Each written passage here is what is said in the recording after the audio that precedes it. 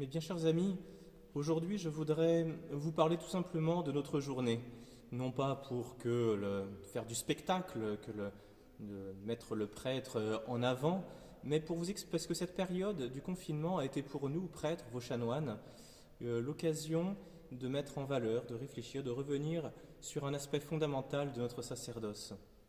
Sacerdoce au sens de service des fidèles prend une dimension toute particulière, car nous sommes confinés et pourtant nous sommes proches de vous. Nous sommes finalement reclus à l'intérieur du petit périmètre de notre presbytère et nous ne pouvons pas aller au-delà, nous ne pouvons pas partir en mission comme nous voudrions.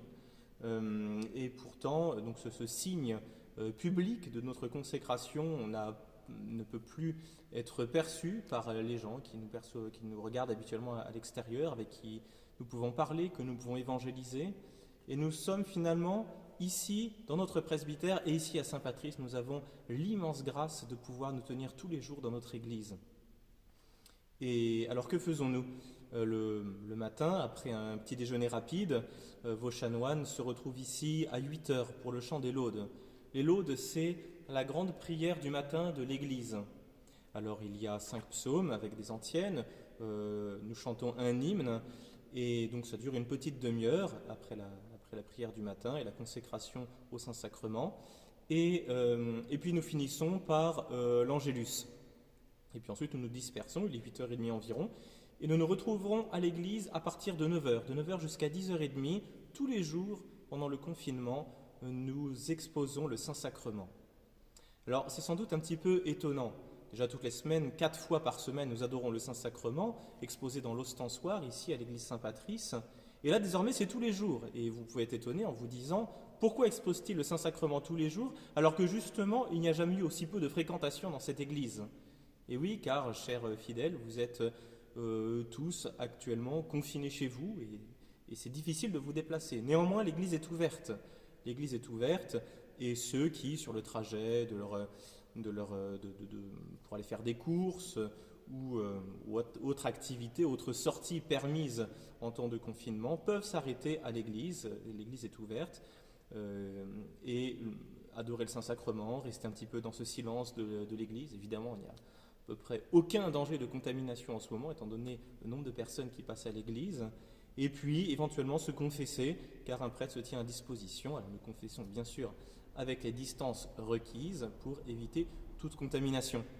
Mais néanmoins, le Saint-Sacrement, ici, s'offre à la prière des passants. Et puis, régulièrement, nous le savons, entre 9h et 10h30, nous nous retrouvons seuls. Et là, nous revenons vraiment au cœur de notre sacerdoce. Souvenons dans l'Ancien Testament de cet appel lancé à Moïse, « Viens seul sur la montagne », à Élie, « Viens seul sur la montagne ». Le prêtre est un homme choisi, qui va se tenir seul sur la montagne, mais pas pour lui, car finalement il ne vaut pas mieux que les autres, mais pour le peuple. Le prêtre est un intermédiaire. Et dans ces moments-là, en ce moment, tous les jours devant le Saint-Sacrement, nous prions, nous offrons à Dieu la louange de tout le peuple qui se tient à distance. Nous le prions également d'intercéder pour notre pauvre monde pécheur, monde éprouvé, et nous demandons à notre Seigneur, ayez pitié de votre peuple. C'est le carême. Ayez pitié de votre peuple, parce Domine, parce populo tuo, pardonnez-nous tous nos péchés. Et c'est une belle mission du prêtre de se tenir comme un intermédiaire, demander à Dieu d'envoyer sa grâce sur le monde qui en a tant besoin, et de faire monter vers Dieu les prières de tous ceux qui sont confinés chez eux. Et nous sentons vraiment, alors, à ce moment-là, toute la communauté. Nous avons autour de nous des chaises vides, et sur chaque chaise vide se tient non pas le corps, mais l'âme d'une personne qui est avec nous en train de prier à cette heure-là ou à d'autres moments de la journée. C'est extrêmement fort finalement, cette louange qui monte de la part de quelques chanoines. Notre voix résonne dans toute l'Église, seul l'écho nous répond, et pourtant nous savons que vous êtes tous ici autour de nous par la prière, et vos pasteurs font monter vos prières vers Dieu. Pendant cette matinée, nous avons également la possibilité de lire notre bréviaire, c'est-à-dire de réciter individuellement les offices que nous ne chantons pas ensemble, parce que nous ne chantons pas tous les offices de la journée. Et puis, je célèbre moi-même la messe à 11h. Vous allez me dire, mais quel sens a la messe? La messe est censée justement rendre Dieu présent au milieu de tout son peuple. Et lorsque le peuple est absent, car les messes sont privées, quel sens a la célébration de la Sainte Liturgie? Eh bien, vous êtes tous là. Et je me retourne vers la nef vide et je dis « Dominus vobiscum », que le Seigneur soit avec vous. Et je sais que cette grâce du Seigneur, ce souhait que vous soyez bénis par Dieu, eh bien, ce souhait vous rejoindra là où vous êtes. À la fin de la messe, le prêtre se retourne « Benedictio Dei omnipotentis », que la bénédiction du Dieu Tout-Puissant vous atteigne partout dans vos maisons. Nous faisons un grand signe de croix et alors nous savons que cette bénédiction vous atteint, principalement les personnes pour lesquelles la messe est offerte. Et ensuite nous déjeunons ensemble. Finalement, la matinée entière aurait été consacrée au Seigneur. Nous avons un peu l'impression de nous retrouver comme des moines, comme des religieux, dans leurs abbayes, qui prient Dieu, qui chantent les louanges de Dieu au nom de tout le peuple absent.